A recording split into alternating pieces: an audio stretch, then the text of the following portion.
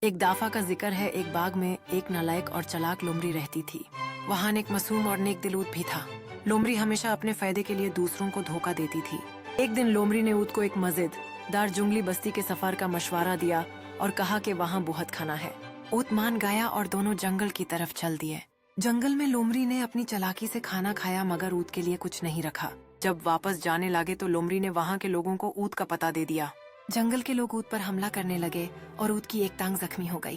اس کہانی کا پیغام یہ ہے کہ ہمیشہ دوسروں پر بھروسہ کرتے وقت ہوشیار رہنا چاہیے اور چلاکی سے دور رہنا چاہیے۔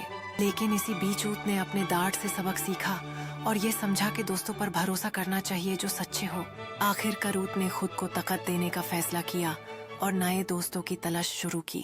اس نئے سفر نے اونٹ کو یہ سکھایا کہ دوستی اور ایمانداری سے ہی اصل خوشی ملتی ہے۔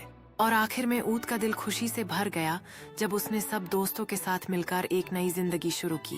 اس طرح اونٹ نے سمجھا کہ صبر اور ایمانداری سے ہی ہمیشہ مسکراہٹ اور خوشی ملتی ہے۔